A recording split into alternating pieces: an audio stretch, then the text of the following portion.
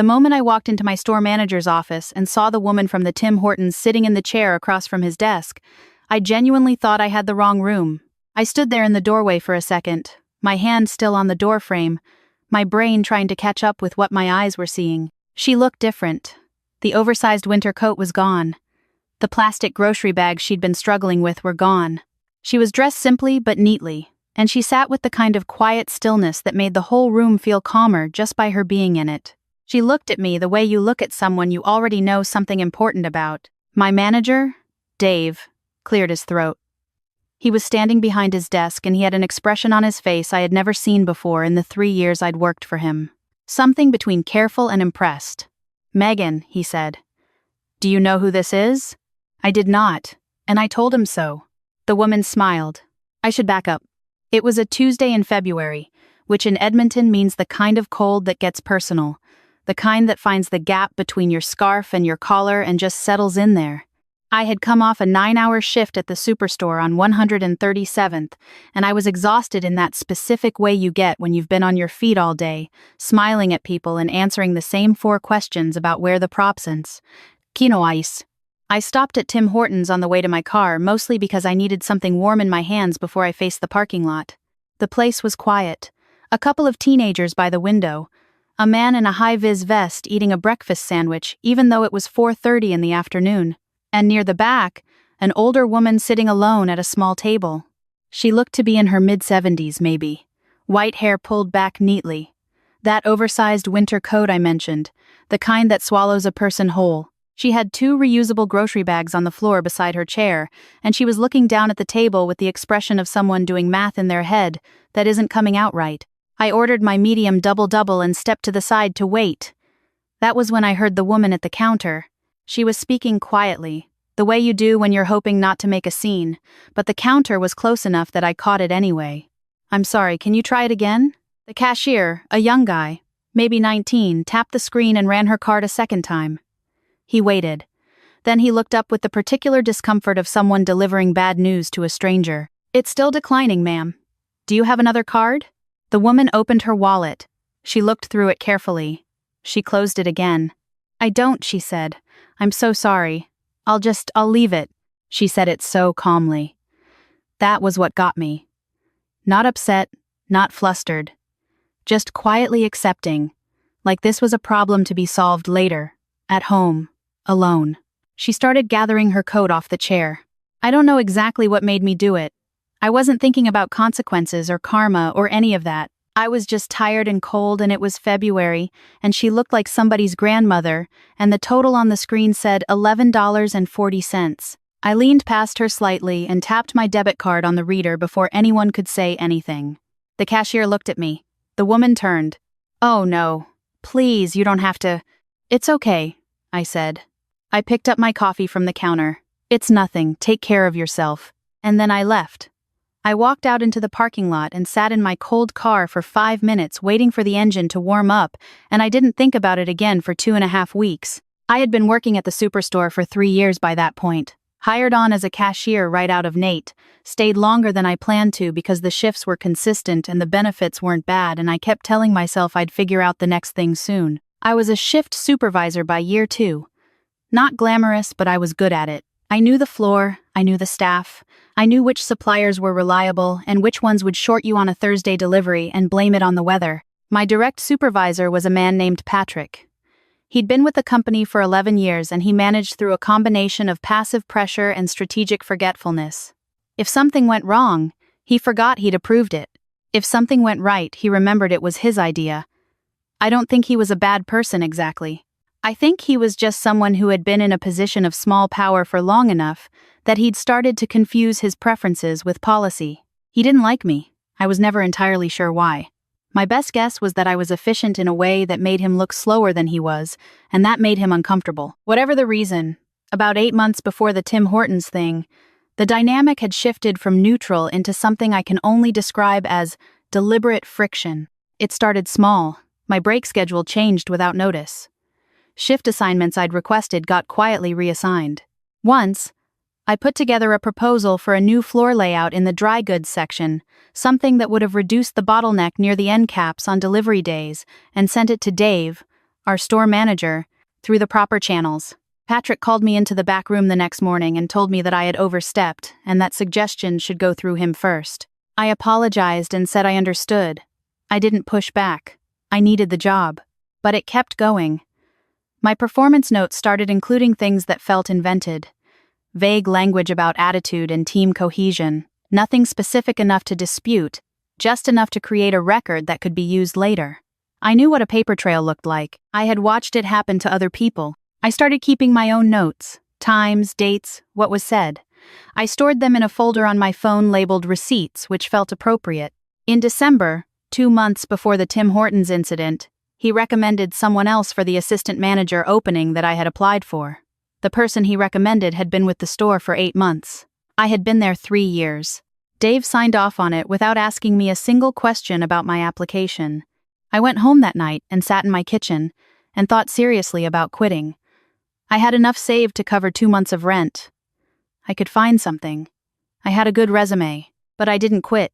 I went back the next day and the day after that, and I kept doing my job the way I always had, because I wasn't ready to let someone else's smallness become my problem. The call came on a Thursday morning, about 18 days after February. I was in the middle of organizing the receiving log when Patrick came to find me. His expression was strange, tight around the eyes. "Dave wants to see you," he said. "Now?" "Now." I walked to the office in the back of the store trying to think of what I might have done wrong and coming up with nothing. I knocked. Dave said, "Come in." And there she was. The woman from Tim Hortons. The one with the grocery bags and the quiet voice and the declining card. Sitting in the chair across from Dave's desk, hands folded in her lap, looking at me with that same calm, already knowing expression. Dave said, "Megan, do you know who this is?" I said I didn't. "My name is Helen Marsh," the woman said. She had a steady voice, the kind that had given a lot of instructions over the years, and had learned there was no need to raise it. "I sit on the board of Westfield Grocery Group. We own 14 retail locations across Alberta and British Columbia, including this one." I looked at Dave. He looked back at me carefully. "I was in Edmonton for a board meeting," Helen continued. "I try to do drop-ins when I'm in the city. I stop in as a regular customer, no advance notice, no company card. I want to see what the experience actually is." She paused. My personal card had an issue that day. A banking error that was sorted out by the following morning. I was managing it. "I didn't know that," I said. "I just saw I'm sorry. I just wanted to help." "I know," she said. "That's the point." She looked at Dave. "I've been on that board for 9 years," she said. "I have done drop-ins at every store in our network. What happened at that Tim Hortons, a young woman paying a stranger's bill and walking away before I could even thank her, that does not happen all the time. In fact, it has not happened to me before." Dave was nodding slowly. "I asked the cashier if he recognized her," Helen said. "He did.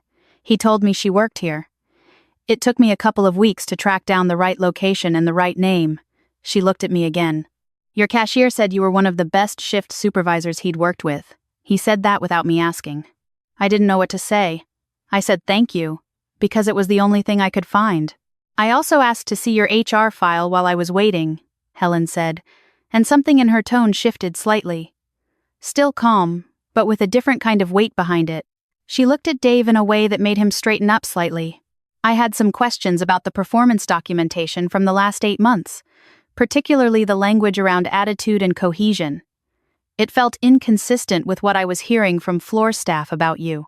Dave said, "Helen, I can explain." "I don't need you to explain it to me," she said, not unkindly. "I need you to address it. There are processes for that." She stood up. She was smaller standing than sitting, but she didn't seem smaller. "Megan," she said, "I came here because I wanted to thank you in person, and because I believe the right people should be in the right positions." She reached into her bag and took out a business card and set it on the edge of Dave's desk, facing me. "The Regional Operations Coordinator role for the Northern Alberta stores opens in April. It's a head office position. Good salary, good benefits, real scope. If you're interested, I'd like you to apply, and I'd like you to send your application directly to my office." She picked up her coat from the back of the chair. "It was nice to meet you properly," she said. And then she left. We listened to her footsteps go down the hall and through the door to the main floor. Dave and I stood in his office in silence for a moment.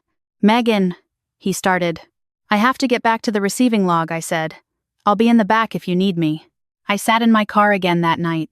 Different parking lot, different cold, different reason for sitting still and letting the engine run. I kept thinking about what Helen had said. Not the job offer, though. I thought about that too, later, for a long time.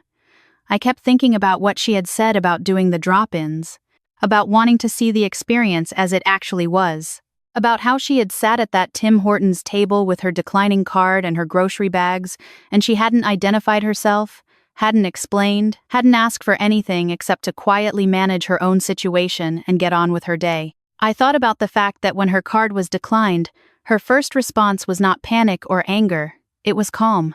The kind of calm that comes from knowing who you are regardless of what the moment looks like from the outside. I thought about how easy it would have been for me to look away. The line was moving, my coffee was ready. It was cold outside and I had a long drive home, and it was $11.40. I thought about how Patrick had spent 8 months trying to build a version of me on paper that was smaller than the version that showed up every day, and how he had not succeeded, not because I had fought back loudly, but because the daily version kept showing up anyway. I thought about Helen Marsh, board member, sitting at a plastic table in a Tim Hortons on a Tuesday in February, watching to see what people were like when they didn't know anyone was watching. The heater finally kicked in. The windshield started to clear.